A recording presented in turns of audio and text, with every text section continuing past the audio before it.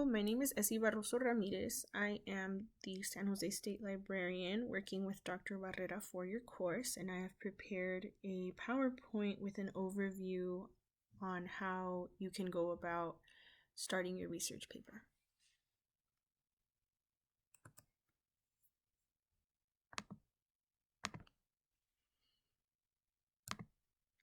Some suggestions: you can get organized by using Google Suite.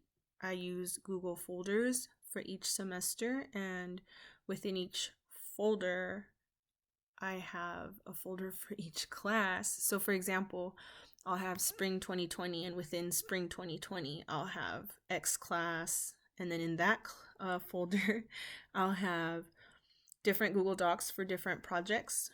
So I would have a Google Doc just for the research paper. I would have another Google Doc for whatever homework I'm working on, etc. I also create my paper's outline before I begin writing. And you can do that by checking with your professor as to what citation style they prefer. I know Dr. Barrera requires APA. I also start my references page so I can add as I go instead of leaving it at the end and then having to go back and find the sources. And I know that for sure I'm going to use the class textbook, so I always begin my references page with that. And you can also create a Google Doc where you can copy and paste any URLs for any sources that are non-scholarly if your professor allows you to use non-scholarly sources. So some ideas on how to select a topic include considering the learning objectives of your course. If you look to the right, I copied and pasted a screenshot of the syllabus for your class, so you can consider one of these 4 points.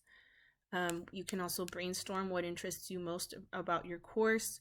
You can consult with your classmates. You can research what prior students have written on for ideas.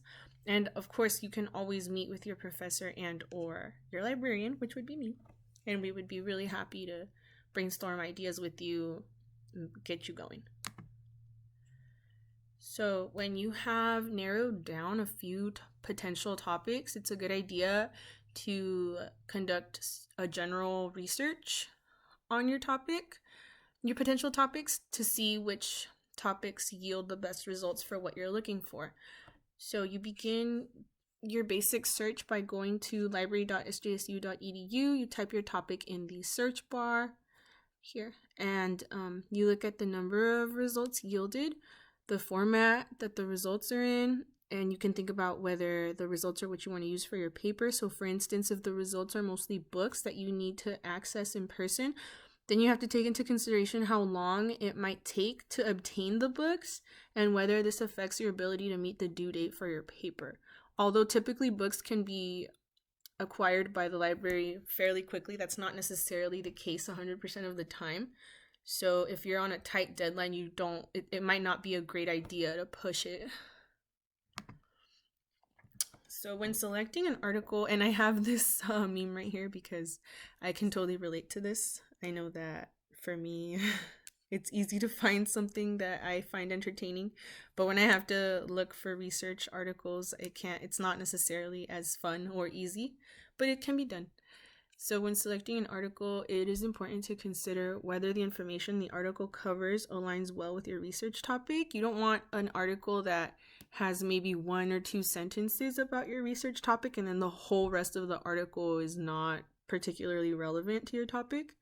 Keep in mind whether your professor has requirements regarding article recency within the last 5, 7, 10 years are usually the common timeframes that professors require.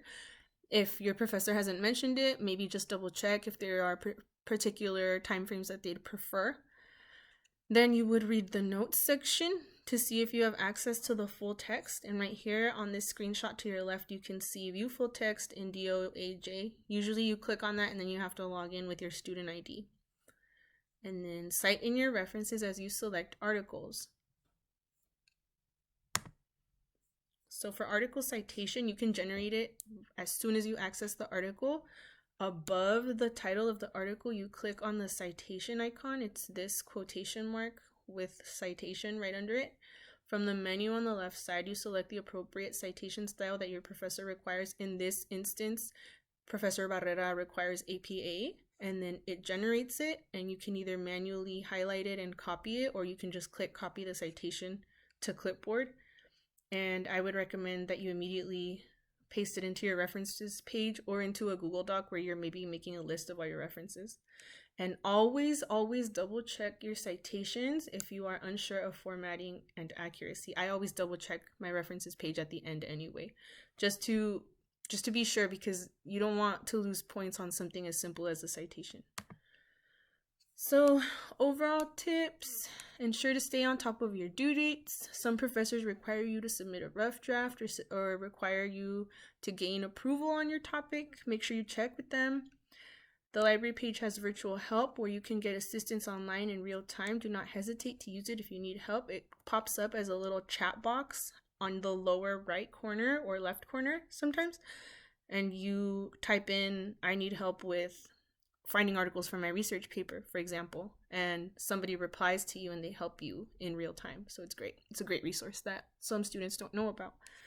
Download and save PDFs of articles you will use so you can use them to write even when Wi-Fi is unavailable. I always make sure to save my articles because I can get work done even if I don't have internet access all the time. So I don't have an excuse to not write my paper and leave it for the last minute. Which brings me to, do not leave your references page formatting spell check for the last minute. Like this meme says, you might be using Microsoft Word. It's like your paper's due in an hour and you're going through it and you move an image 1 millimeter to the left and then everything goes wrong. So don't leave it for the last minute. And then always reach out to library staff. We are always happy to help you. That's why we're here. And here are some resources. This is a research guide which goes further in depth. This is the Chicano Studies Research Guide. This is my email, my office number, and my office hours. Please email me, call me, come to office hours. I'm happy to help you. That's why I'm here. Thank you.